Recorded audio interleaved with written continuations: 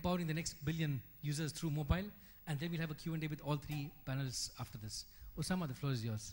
A round of applause, please, for Osama Manzar, Digital Empowerment Foundation.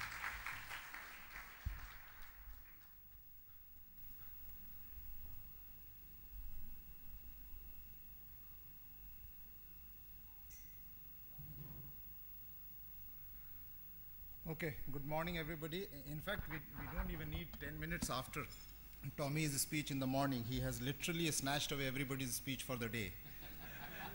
And I think we would have been better placed having discussion after that rather than, you know, I have been changing my slides since morning after he has speaking.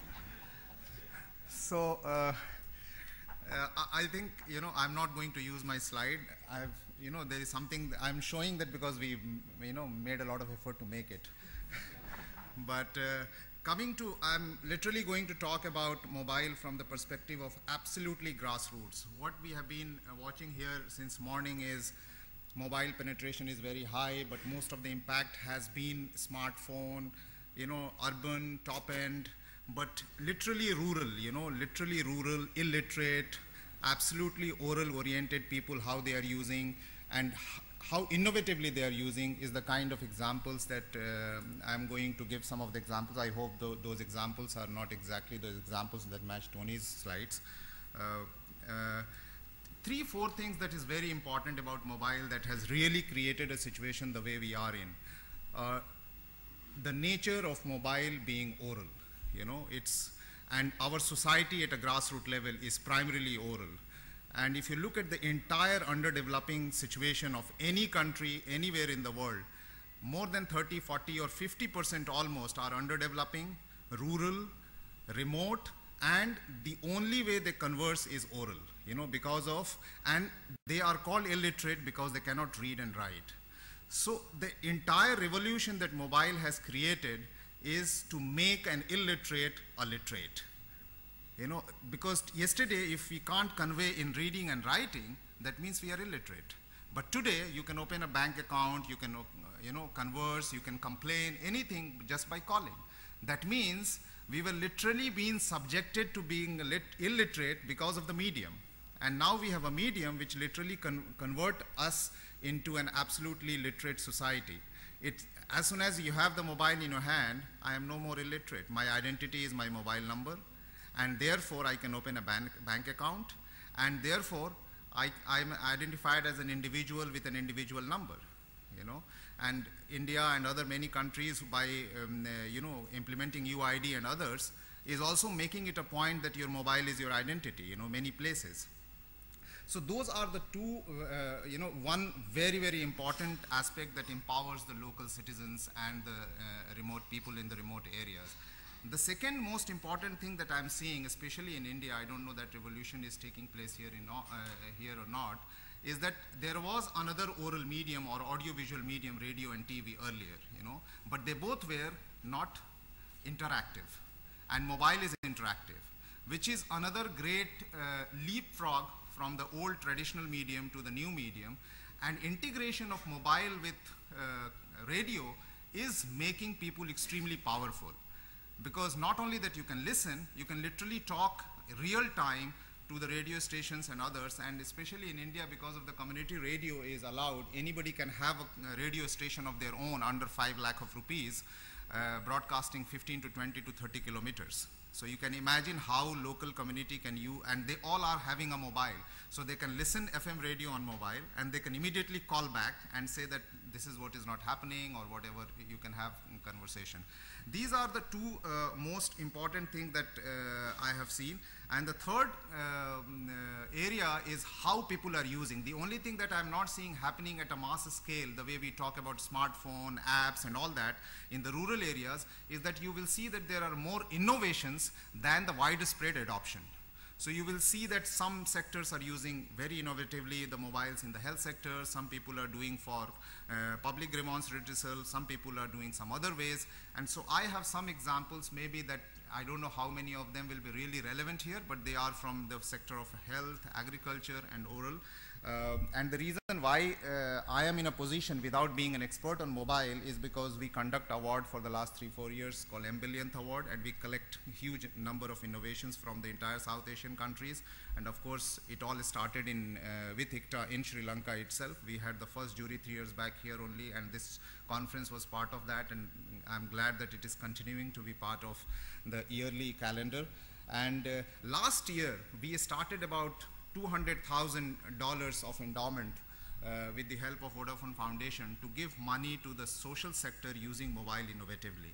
And we give it to the organization who use innovatively. So that's the only area that I think my slide was different from Tony, and I'm glad that that was available here. So I'll just give you some of the example how people are using innovatively. And I think this slide, I'm just skipping the slides here and there because of the fact that, as I again blame Tony for this. One of the biggest area is, which is a business killer rather than a business adopter, is missed calls. There is a whole economical missed call economy in our country, in India especially. You don't pay for any of the calls and you still manage everything. For example, these ladies are examples of managing their entire day by missed calls, and it is coded. Single call means the son has left for the school. This double code means lunch has to go into the field for the husband. The three missed calls means some others, and 4 missed call means emergency. And this is not, so there are different codes in area. You can fix your own codes, and that's maybe the reason why America is the perhaps only country who charge even for missed calls. But in India it is free so far, even though you are using the carrier's infrastructure. The other good example of this missed call is that recently you must have read a lot about anti-corruption movement in India by what's the name of the gentleman? Anna Hazare. And this entire movement was because of the missed call. So what they did is that they said that if you want to support this movement, you just have to give a missed call on this number. So they counted that we got so many million missed calls. That means we are getting so many million support, even though we are not present at the moment in a let's say, Tahrir Square or something. We still have this kind of movement. And that movement was so strong that this was presented as a bill in the parliament, which is pending to be relieved. So how things, create a situation of movement and grassroots level advocacy is something that need to be. Coming to health sector, tuberculosis is one of those killer health hazard which used to be killer few years back. But in India, there are still millions who are under the impact of TB, and TB is not dangerous because it is not curable. It is because it is highly routine oriented. You have to take the medicine in time, and you can't miss even a single one. If you missed a single one, you have to start all over again. And this OPASHA, which is an NGO in India, which has started this, they're using mobile to track the guys who have to take the medicine, and as soon as the time lapse, there is a tone that comes that this guy hasn't taken by using the biometric devices, which has literally created a national phenomena of adoption at a national scale by the government, use biometric and mobile to track all the people who are suffering from TB to take the medicine, because government gives free medicine for the TB affected people. Again, a great example of how things can really change at a grassroots level. And coming to ECHO, I don't know how many of you know, but about in India, you can open an account without having even a single other proof available or not available. You have a mobile, you go to a local grocery shop, in a village I'm saying, at a village level, and you can open your account, you can transact, you can deposit, you don't have to go to the bank. So it is more like a business correspondent or the banking correspondent sitting in the corner of your colony or area in a slum or village, and you can open your account through mobile, deposit, and also transact, transfer money and everything. So you are literally banking because of your mobile, as Tony had highlighted that, the future, the mobile is going to be the, device of payment and device of banking. some more example. People are learning English in India in many corners because of the Romanization of the language. You don't have very easily integrated local language on SMSing. So even if that one becomes a problem because you can't read English, but because of that, you have started learning, because of the Romanizing the local language, the local, the English words of things, and then you started understanding it. Sorry, so there are, the other thing is highlight of the mobile is that because of the mobile, every person is a journalist, every person is a media person, every person is a complainant, every person is we are literally living in an absolutely transparent and visible society where, you know, this is the biggest check on the sensationalization of the media and the way traditional media has been working. And one of the example that we have in India is that there are these tribal areas where for centuries they don't even know how to read newspaper, they don't have access to radio, they don't have access to TV, and they are not one but millions of them in different areas. So this gentleman has started, you know, mobile-based journalism in those areas. So these tribal women and the men, they report through mobile and get it edited and broadcasted in a closed user community group. And this has become extremely popular, where mobile is becoming a tool for interviewing, recording, and then broadcasting through the same medium. So there are several examples. Teledoctor example from Pakistan is I'm sure the other gentleman can explain it better when he comes back. SMS1, which is another example, is that there are SMS newsletter. You don't now need any other newsletter or a print newsletter or a print magazine or something. These people go door to door, collect mobile numbers, and ask what are your priorities, and accordingly customize the entire information that they have to send to you. In a week's time. They don't bombard for too many SMSs, they know exactly what you want, and they sell this database to cross-subsidize through the advertisers and through the politicians, other things, because at a local level, these politicians and others have a great,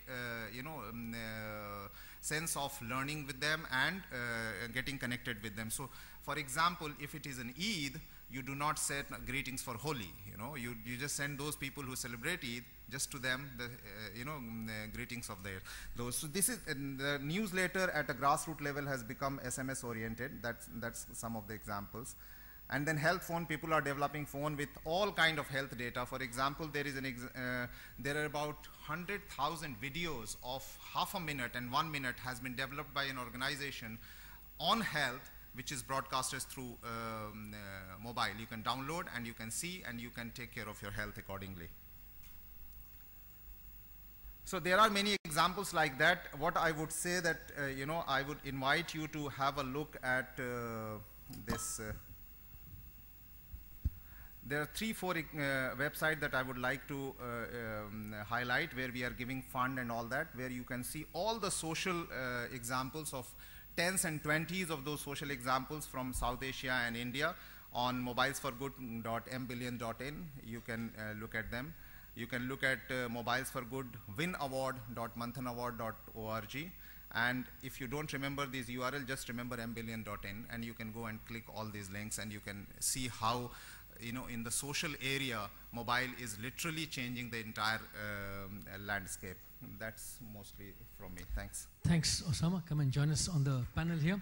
We started a bit late, so Chitrangi, can I run over by another 5 minutes? We are actually out of time as per the original schedule, but we started about 15 minutes late. Okay, questions from the audience. We have, I guess, 5 or 10 minutes. We can take 2-3 questions from the audience. I've got lots of questions for these guys, but I'd rather hear from you. So until you guys get your questions together, let me ask the panel one question, which is, how do you find out what the next batch of